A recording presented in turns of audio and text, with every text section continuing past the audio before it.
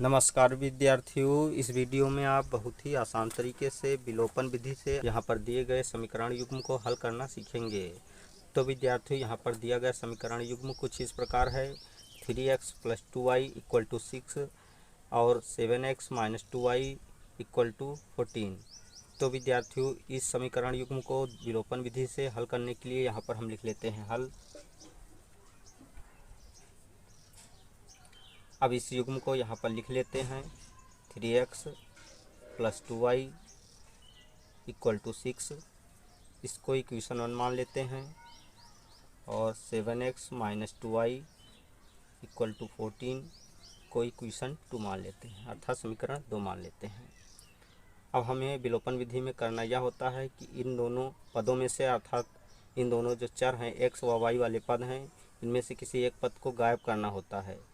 एक पद को गायब करके दूसरे पद का मान ज्ञात कर लेना। अर्थात अगर चर x को गायब करेंगे तो चर y का मान ज्ञात कर लेते हैं, और अगर जो चर y को गायब करते हैं तो चर x का मान ज्ञात कर लेते हैं। और जब एक चर का मान ज्ञात हो जाता है तो दूसरे चर का मान उसी की सहायता से किसी एक समीकरण में रखकर दूसरे चर का मान भी ज्ञात कर लेते हैं। यहाँ पर हम देखते हैं कि 2y प्लस का है और माइनस का 2y है, तो हम इसी को गायब कर लेते हैं। तो ये गायब तब होगा जब इन दोनों समीकरणों को हम जोड़ लेते हैं, क्योंकि ये विपरीत चिन्हों के साथ में है। तो यहाँ पर हम लिख लेते हैं समीकरण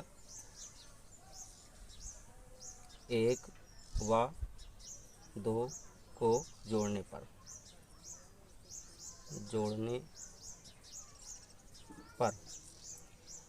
तो यहाँ पर 3x प्लस का 2y या 2y = 6 लिख लेते हैं, और 7x माइनस का 2y = 14 लिख लेते हैं। अब प्लस का चिन्ह यहाँ पर लगाकर जोड़ लेते हैं। तो 3x 7x दोनों पॉजिटिव हैं, तो यहाँ पर 10x हो जाएगा। तो 10x लिख लेते हैं, और ये कट जाएंगे। = 6 में 14 जोड़ेंगे तो 20 होगा, तो यहाँ पर 20 लिख लेते हैं। नेक्स्ट स्टेप में x = 20/10 होगा। 0 से 0 कट जाएगा, अर्थात 0 से 0। तो यहाँ पर कुल मिलाकर x की वैल्यू जो है 2 निकल कर आई। अब हम यहाँ पर x का मान, अर्थात x की वैल्यू किसी एक समीकरण में रख देते हैं, चाहे पहली में रखिए आप, चाहे दूसरी में। y का मान निकल आएगा। तो चलिए हम यहाँ पर लिख लेते हैं x = 2 समीकरण 1 में रखने पर। तो यहाँ पर समीकरण 1 को लिख लेते हैं। समीकरण 1 है 3x + 2y = 6।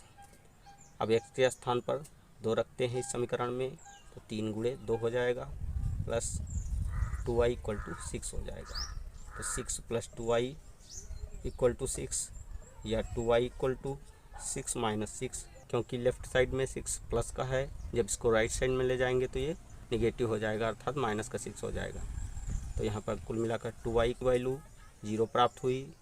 तो या कह सकते हैं y = 0।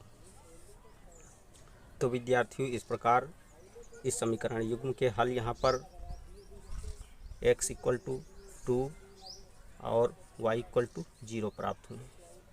यही आंसर है।